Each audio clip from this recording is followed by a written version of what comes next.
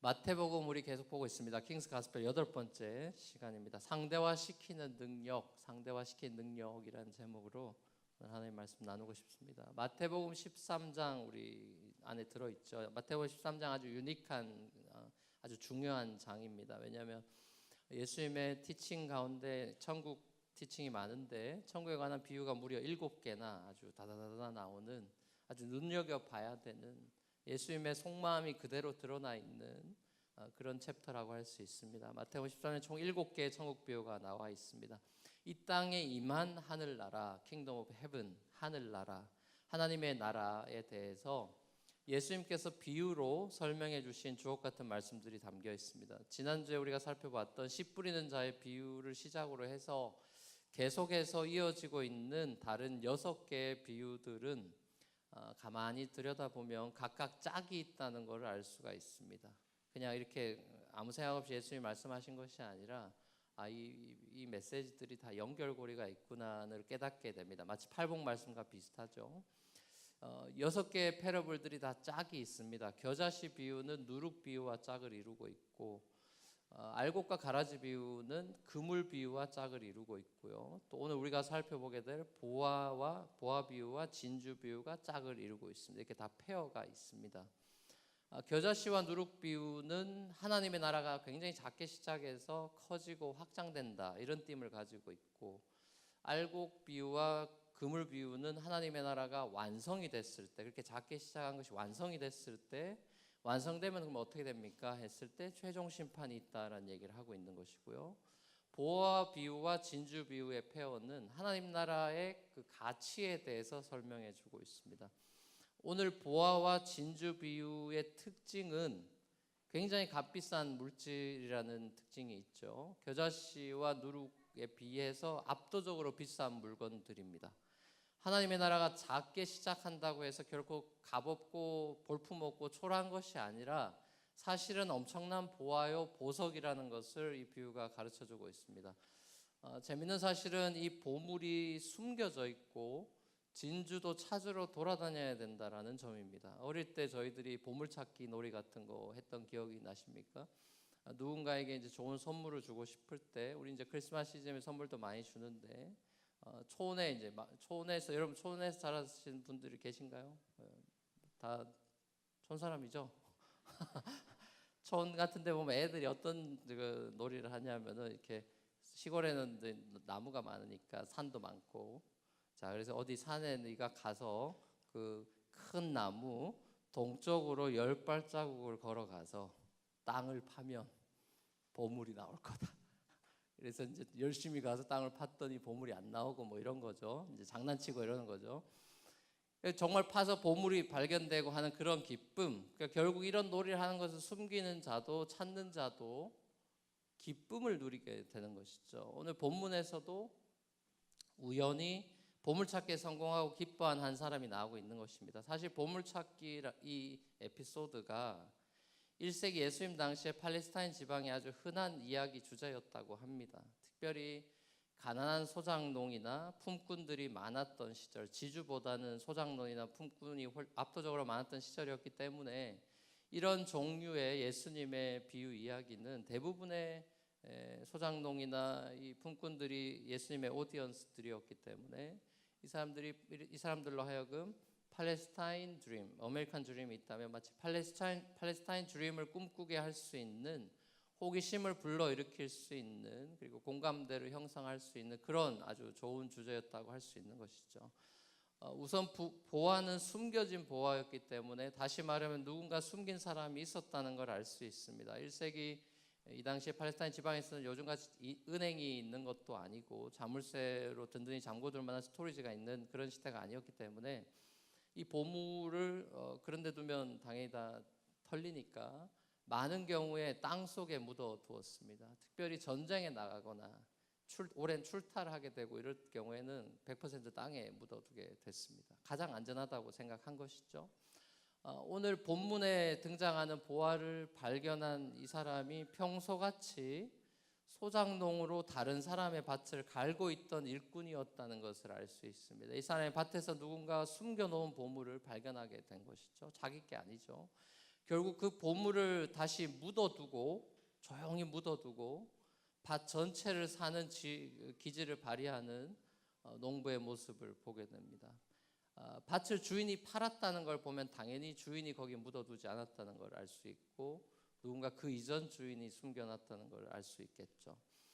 실제 유대 탈무드에도 보면은 물건 주운 사람이 임자라는 말이 있습니다. 한국 사람들이 여기서 가져왔는지 모르겠는데, 물건 주운 사람이 임자다 이런 법이 있으니까 유대 상황에서 이 품꾼의 행동은 일리걸하거나 임모럴하지 않습니다. 이 비유의 핵심은 일꾼의 어떤 뭐 에티컬한 그런 포인트나 또 리걸 프로세스를 했냐 안 했냐 뭐 이런 거를 핵심 포인트로 둘 필요는 전혀 없죠. 예수님의 비유에는 불의한 사람들이 많이 등장하고 있죠.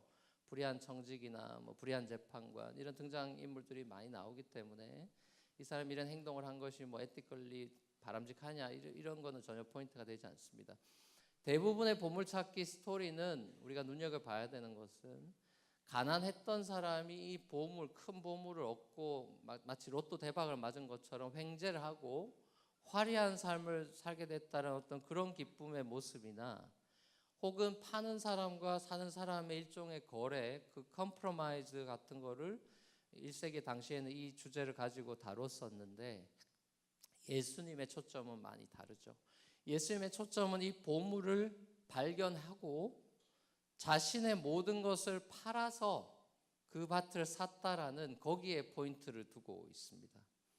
자, 그런 점에서 예수님이 이 비유를 하신 그 이유를 두 가지 정도, 목적을 두 가지 정도로 우리는 메인 포인트를 잡을 수 있다고 생각하는데요. 첫 번째는 천국의 가치입니다. 천국의 가치. 그리고 두 번째는 천국을 향한 헌신에 관한 패러블이라 이렇게 볼 수 있습니다. 이 밭에 감추인 보화와 진주 비유는 두 가지 포인트를 가지고 있습니다. 하나는 천국의 가치에 관한 것이고, 하나는 천국을 향한 헌신. The kingdom of God is priceless. The kingdom of God worth everything. 그리고 천국에 대한 헌신은 The kingdom of God demands definite decision and cause complete commitment. 커밋먼트, 디시전과 커밋먼트에 관한 또 그 도전을 하고 있는 패러블이죠. 자, 이 비유는 천국의 가치라는 것이, 하늘나라의 가치라는 것이 이 세상 그 어떤 것보다도 훨씬 더 큰 거라는 것을 보여주는 것이죠. 우리가 눈여겨볼 것은, 재미있는 사실은 모든 재산, 내가 소장론이 가지고 있는 모든 재산을 팔아도 보화를 살 수 없다라는 것이죠. 내 값어치를 팔아가지고 소장론이 가지고 있는 전 재산을 팔아도 보화는 살 수가 없어요. 그렇지만 오직 밭을 살 수 있을 정도밖에 안 되는 것이죠. 그러니까 천국이 그런 거예요. 천국은 이 세상 모든 돈을 다 끌어모아도 살 수 없는 나라입니다. 우리 아이들이 하는 고백처럼 돈으로도 못 구할 하나님의 나라. 다시 말하면 천국 보화라는 것은 우리가 가진 것을 전부 다 드린다고, 내가 있는 모든 것을 다 주면 내가 구원을 어치브할 수 있는 그런 종교 시스템이 당연히 아니죠. 물론 천국은, 구원은 선물로 주어지는 것이고 말 그대로 우연히 발견되는 것입니다. 찾으려고 찾아진 게 아니죠. 발길에 밭을 갈다가 띵 소리가 나서 걸린 것이죠. 우린 이것을 하나님의 은혜라고 부릅니다. 구원은 하나님의 전적인 선물입니다. 하지만 그 천국의 선물은 그 값어치를 우리가 그 무엇으로도 페이백할 수 없는 소중한 선물이라는 것을 인식하는 것, 인식하는 사람만이 가치 있는 삶으로 인생이 바뀌게 되는 것이죠. 천국의 선물은 프라이스리스한데 그 값어치를 레코그나이즈 하는 사람만이, 그리고 내가 이것은 죽었다 깨어나도 전 재산을 팔아도 갚을 수 없다. 하나님의 은혜는 그런 것이죠. 우리가 갚을 수 없는 게 은혜지, 갚을 수 있으면 그거는 아무것도 아닌 것이죠. 내가 갚아버리면 그 빚이 되는 것이겠죠. 하나님의 은혜는 우리에게 빚과 같이 온 것이 아니라 선물과 같이 온 것입니다. 우리가 갚을 수 있는 게 아니에요. 천국이라는 보화는 마치 이 밭인 이 세상에 발견할 수 있게끔 일상의 현장 가운데 숨겨져 있다라는 것이죠. 이것을 발견하는 사람은 기뻐하고 그 보물의 밸류가 내가 소유한 모든 것보다 훨씬 더 가치 있다는 사실을 레코그나이즈 하게 돼서 실제로 그 기쁨 가운데 삶을 다시 역전된 삶을 살아간다는 얘기인 것입니다. 보화를 발견한 농부가 자신의 전 재산을 팔아서 그 보화가 담긴 밭을 샀습니다. 이것은 정말 굿딜 정도도 아니고 핫딜도 아니라 완전 베스트 딜이 되는 것이겠죠. 진정한 가치를 발견한 이 사람이 그 가치관에 따라서 살게 되는 것입니다. 진정 예수라는 보화, 천국이라는 보화를 발견한 사람이 그 가치 기준에 따라 살아가게 되는 것이죠. 이 가치가 최고의 가치이기 때문에 그 절대적인 가치를 위해서 자기가 가진 모든 것을 상대적 가치로 여겨버리고 그 모든 것을 기꺼이 팔아버릴 수 있다는 것이에요. 이 절대적인 가치를 보면서 모든 것을 상대화시켜버리는 능력, 그것을 복음서에서는 믿음이라고 이야기하는 것입니다. 이것이 바로 하늘을 살아가는 천국 제자, 이 땅에서 하늘을 살아가는 천국 제자의 모습인 것이죠. 결국 복음, 천국, 예수, 이것이 보화라면 복음, 천국, 예수를 소유한 날은 소유권 양도의 날이 되는 것이죠. 거룩한 컨트랙이 맺어진 날이겠죠. 나의 모든 것을 더 큰 보화를 위해서 다 포기각서를 써버린 날입니다. 마치 삭개오처럼 말이죠. 삭개오는 예수님을 만난 즉시 자신의 소유권을 다 과감히 포기하고 예수님께 양도하고 완전히 새로운 삶을 살아가는 삭개오를 만나지 않습니까? 구약에 그런 인물이 또 있죠. 모세 기억나십니까? 자신의 안락함을 포기하고 예수 보화를 추구하는 definite decision을 내리고 complete commitment 하는 모세를 기억하십니까? 히브리서 11장 26절에서 히브리서 기자는 모세를 이렇게 평가합니다. 그리스도를 위하여 받는 수모를 애굽의 모든 보화보다 더 큰 재물로 여겼으니 이는 상 주심을 바라봅니다. 히브리서 11장 26절에서요. 그리스도를 위하여 받는 수모를 애굽의 모든 보화보다 더 큰 재물로 여겼으니 이는 상 주시는 분을 바라봤다. 사도 바울은 어떻습니까? 사도 바울 빌립보 3장 7절에서 8절에서 이렇게 고백하죠. 그러나 무엇이든지 내게 유익하던 것을 내가 그리스도를 위하여 다 해로 여길 뿐더러 또한 모든 것을 해로 여김은 내 주 그리스도 예수를 아는 지식이 가장 수프림하기 때문이다. 가장 고상하기 때문에, 가장 엑셀런트하기 때문이다. 내가 그를 위하여 모든 것을 잃어버리고 배설물로 여김은 그리스도를 얻고자 해서이다. 자, 모세와 바울에게 있어서는 그리스도 외에는 이 세상에 있는 모든 것이 다 상대적으로 너무나 작은 가치밖에 되지 않았습니다. 예수 부활하는 절대적인 가치 앞에 내가 쥐고 있는 소중한 것들은 지극히 작은 것들이 되고 말아버렸죠. 이것이 바로 믿음의 능력입니다. 믿음은 지적인 동의도 아니고 알아차리는 것이 아니라 믿음은 complete commitment입니다. 믿음은 예수라는 절대 가치 때문에 모든 것을 상대화시켜버리고 예수만 따라가는 흔들림 없는 complete commitment. 복음서는 그것을 믿음이라고 이야기합니다. 예수님께서 천국의 맛을 보려는 사람에게 원하셨던 것은 집을 다 버리고 가족을 다 포기하고 직업을 다 리얼리 포기하라는 말씀은 아닐 겁니다. 예수님께서 우리에게 요구하시는 것은 전적인 complete commitment일 텐데요. 전적인 헌신일 텐데요. 좀 더 정확히 말한다면 아마 헌심이 맞을 것 같습니다. 마음을 달라는 것이죠. 헌신, 몸을 달라는 것이 아니라 마음을 달라는 것일 겁니다. Give me all your heart. 사랑은 헌신이고 헌신은 곧 헌심입니다. 마음을 주는 것은 곧 전부를 주는 것입니다. 큰 기쁨의 좋은 소식, 복음의 비밀이 무엇입니까? 그리스도의 이 복음, 크리스마스의 역설은 무엇입니까? 절대적인 가치를 위해서 상대적인 가치를 포기하는 일이 결코 희생이 아니라 기쁨이라는 것이죠. 더 값진 것을 위해 덜 값진 것을 포기하는 것을 우리가 결코 희생이라 부를 수 없습니다. 19세기의 위대한 선교사님이셨던 C.T. 스터드 선교사님 혹시 아십니까? 이분이 영국에서 가장 뛰어난 크리켓 선수였습니다. 캠브리지 대학의 학생이었죠.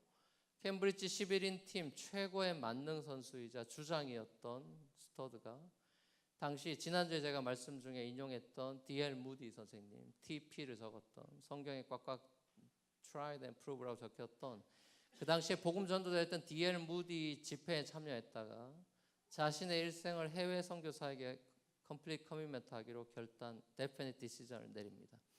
그의 선교 헌신이 많은 사람들을 당혹스럽게 했습니다. 스터드와 함께 당시에 헌신했던 6명의 캠브리지 대학생들, 머리 좋고 재능 많은, 소위 말하는 캠브리지 7인, 선교 역사에 나오는 캠브리지 7인, 이 모두 중국 내지 선교회 소속의 선교사로 헌신하게 됩니다. 당시 한 신문 기자가 이렇게 신문에 기록했습니다. 선교 역사상 이렇게 머리 좋은 학생들이 한꺼번에 선교사로 해외로 나간 일은 없었다. C.T. 스터드가 중국에서 10여 년 정도 사역했는데 집이 부자라서 큰 유산을 상속받았지만 그 유산을 다 포기하고 여느 선교사님들처럼 중국에서 믿음으로 하나님이 주시는 것으로 살겠다. 믿음으로 생활을 유지하며 심각한 재정난을 겪기도 했습니다. 건강도 훨씬 안 좋아져서 영국에 다시 돌아가 치료를 받으면서 미국과 영국으로 가면서 학생을 깨워내는 학생 자원운동을 시작하고 선교에 대한 많은 강연들을 하고 다녔습니다. 그런 와중에 그 어느 문에 새겨진 식인종은 선교사를 원한다 라는 글귀를 보면서 큰 충격을 받습니다. 중앙아프리카의 수십만의 사람들에게, 이 식인종들에게 예수를 전해줄 사람이 아무도 없다는 사실을 알게 됩니다. 그리고 하나님께 이렇게 기도합니다. 하나님, 왜 단 한 명의 그리스도인도 중앙아프리카로 가지 않습니까? 그때 하나님 마음에 감동을 주십니다. 그러는 너는 왜 가지 않았느냐? 주님, 의사가 절대 못 가게 막을 것입니다. 내가 의사가 아니냐? 내가 너를 치료할 수 없겠느냐? 내가 너를 지켜주지 못할 것 같으냐? 스터드의 나이 이때 당시 53세였고 병들어 있었고 후원자도 없었고 아내도 강력하게 반대했지만 하나님의 더 강력한 부르심을 확신하고 아프리카로 떠나게 됩니다. 아프리카 콩고에서 18년간의 사역을 감당하고 거기에서 주님 품에 안기게 됩니다. 하나님 나라의 확장을 위해서 자신과 가족의 아내를 돌아보지 않고 그렇게 열정적으로 뛰었던 C.T. 스터드, 그 단 한 사람의 컴플리트 커미트먼트로 시작된 웩이라는 선교단체, 여러분 아시나요? 웩. 이 웩이라는 선교단체, 이 C.T. 스터드로부터 출발한 단체죠. 이 웩 선교회가 지금 현재 전 세계 80여 개국 2200여 명의 선교사가 사역을 하고 있습니다. C.T. 스터드라는 겨자씨가 땅에 심겨져서 100배, 60배, 30배 열매를 맺은 것이죠. 그렇게 열정적으로 사역했던 C.T. 스터드가 이렇게 고백했습니다. 너무 유명한 명언이죠. If Jesus Christ is God and died for me, then no sacrifice can be too great for me to make for him. 만일 예수 그리스도가 하나님이시고 나를 위해 죽으셨다면 내가 그분을 위해 하는 그 어떤 희생도 결코 too great 할 수 없다라고 고백합니다. 감추인 보화를 발견한 기쁨을 누린 C.T. 스터드의 고백인 것이죠. 비슷한 또 다른 감추인 보화를 발견한 기쁨을 누렸던 또 다른 한 명의 그리스도인을 소개하면서 말씀을 마치려고 합니다. 빌리 그레함 목사님과 평생 동역했던 조지 베버리 쉐어라는 복음성가 가스펠 가수를 아시나요? 1931년 미국의 보험회사에서 세일즈맨으로 일하고 있던 이 사람이 NBC 방송국의 라디오 공개방송에서 노래할 수 있는 기회를 얻었습니다. 저음의 바리톤으로 노래를 했고 방송을 통해 미국 전 국민에게 울려 퍼졌고 그 노래에 매료된 사람들이 그에게 끝없는 박수갈채를 보냈습니다. 갑자기 그는 일약 스타가 되고 유명 스타가 되어서 여러 방송사에서 끊임없는 계약 제의가 들어왔습니다. 앞으로의 그의 인생은 그야말로 출세와 돈이 보장된 스타로서의 길을 걷게 되는 것이었습니다. 그럼에도 불구하고 그의 마음에는 왠지 기쁨보다는 두려움이 밀려 들어와서 견딜 수가 없게 됐습니다. 그래서 그는 조용히 주님 앞에 기도하며 머리를 숙였습니다. 그리고 그의 어머니도 함께 기도했습니다. 기도한 어머니 마음에 아들의 출세의 길이 눈앞에 보였지만 어머니 마음에도 기쁨이 없었습니다. 그의 어머니 사랑하는 아들의 책상에 위에 조그만 쪽지를 하나 두고 가셨습니다. 그 종이를 펴보니까 엄마가 평소에 자주 애송하고 읊조리시던 시가 거기에 쓰여 있었습니다. 그래서 이 사람 이 쉐아가 그 시를 조용히 읽다가 감동을 받고 눈물을 흘리며 마음에서 우러나오는 멜로디를 종이에 써내려갔습니다. 그것이 바로 우리에게 알려진 바로 이 찬양입니다. 주 예수보다도 귀한 것은 없네. 이 세상 부귀와 바꿀 수 없네. 영죽을 내 대신 돌아가신 그 놀라운 사랑 잊지 못해. 세상 즐거움 다 버리고 세상 자랑 다 버렸네. 주 예수보다도 귀한 것은 없네. 예수밖에는 없네. 사랑하는 우리 뉴프런티어 교회 성도 여러분, 하나님은 당신이 지으신 모든 우주와 해와 별들과 바다와 숲과 꽃들을 여러분이 나는 부활을 얻기 위해서 다 그것들을 상대화시켜 버렸습니다. 그런데 정말 이해되지 않는 행동 하나를 더 하셨죠. 훨씬 더 가치 있는, 비교할 수 없는 절대적인 가치를 지닌 예수 그리스도를 훨씬 더 가치 없는 저와 여러분들을 위해서 포기하셨습니다. 보화를 팔아서 보화 같지 않은 저와 여러분들을 구원해내신 거죠. 당신의 친아들을 죽이고 하나님을 단 한 번도 제대로 사랑해 본 적이 없는 저와 여러분들, 원수된 저와 여러분들을 살리신 것이죠. 우리에게 보화를 발견하는 기쁨을 주시고 인생의 참된 가치를 발견하게 해 주시려고 스스로 이 땅의 말구 안에 감추어진 보화로 오셨습니다. 여러분에게 예수는 발견된 보화입니까? 아직 미처 발견되지 않은 감추어진 보화입니까? 크리스마스는 여러분들에게 발견된 보화로 인한 unspeakable joy의 날입니까? 일하러 가지 않는 하루 쉬는 할러데이입니까? 주 예수보다도 귀한 것 정말 없습니까? 여러분이 아끼고 소중히 여기는 그 모든 것들을 주 예수라는 보화를 소유하기 위해 버리고 상대화시킬 그 능력이 있습니까? 그 능력, 그 믿음이 이 성탄의 계절을 맞아서 여러분의 마음에 충만히 임하고 주 예수로 인한 그 기쁨이 여러분 마음에 가득 담기게 되기를 주 예수 그리스도의 이름으로 간절히 축원합니다. 같이 우리 찬양하며 주님 앞에 한번 기도하며 나갔으면 좋겠습니다. 우리 찬양하며 고백하며 나갈 때 우리 주 예수보다도 귀한 것은 없네. 우리 함께 고백했으면 좋겠습니다.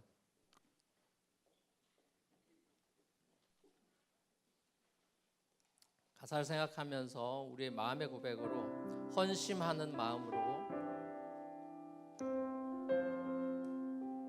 함께 고백했으면 좋겠습니다. 주님, 당신 나의 최고의 가치입니다. 절대적인 가치입니다. 고백하겠습니다. 주 예수보다, 주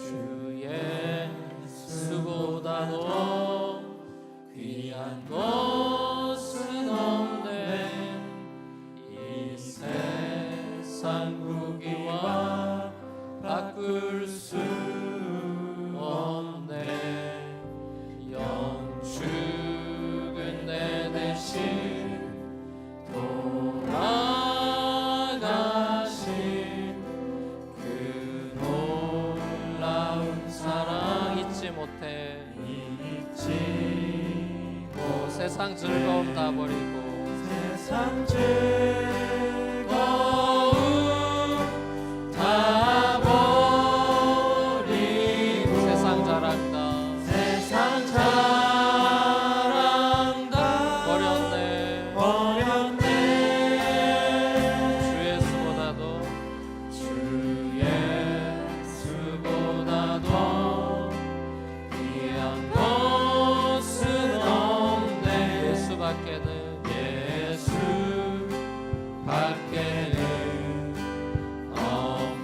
3절 하겠습니다. 3절 주 예수보다 귀한 것 없네. 주 예수보다도 귀한 것 이 세상 행복과 바꿀 수 없네. 이 세상 행복과 바꿀 수 없네. 유혹과 핍박이 몰려와도 유혹과 핍박이 주 섬기는 내 맘 변치 않아. 주 섬기는 내 맘 변치 못해. 변치 세상 즐거움 세상 즐거움 다 버리고 세상 자랑 다 버렸네. 세상 자랑 다 버렸네.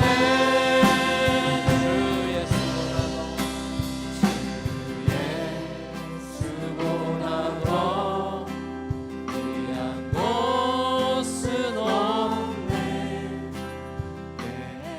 예수밖에는 없네. 밖에는 없네. 우리 같이 한번 기도하며 나갔으면 좋겠습니다. 말씀 기억하면서 함께 기도하며 나가겠습니다.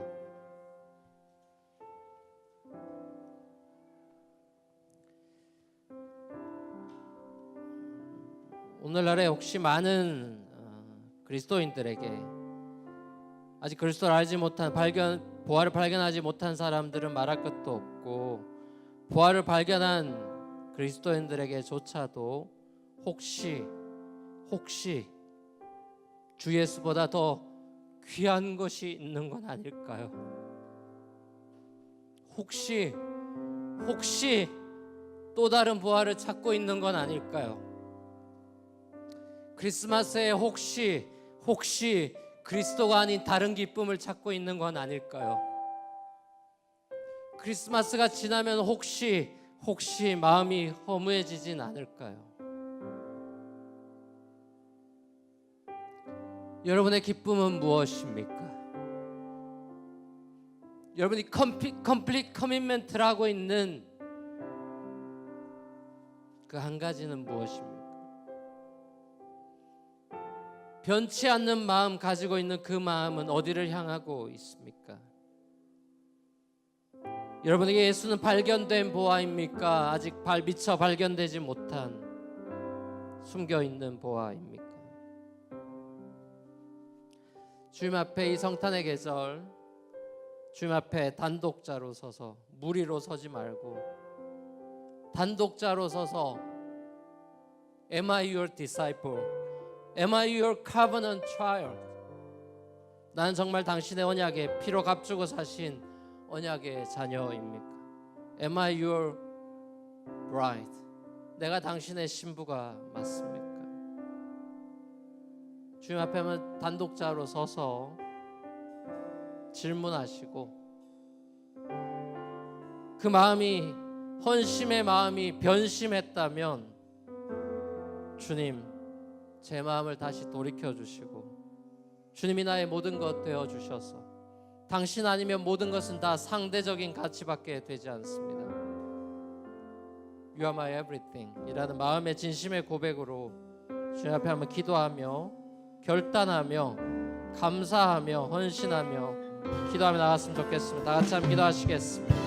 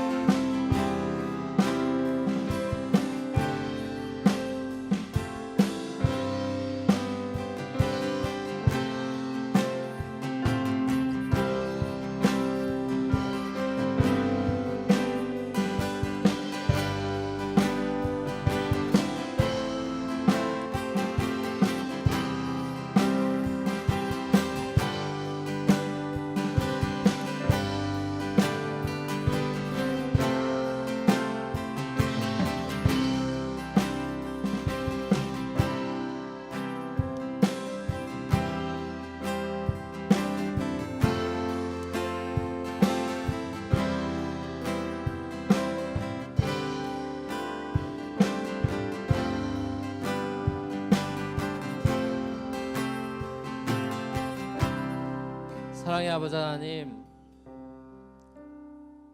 우리는 뭐가 더 가치 있고 뭐가 더 보화인지도 모르고 살았던 죄인이요, 우리 마음에 들끓는 욕망에 따라 살았던, 육신의 정욕에 휩싸이며 살았던 소망 없는 사람들이었습니다. 예수라는 빛이 오기 전에는 저희들이 어둠에 있는지조차 깨닫지 못했습니다. 일상의 밭에 감추어진 모습으로 오신 예수 그리스도의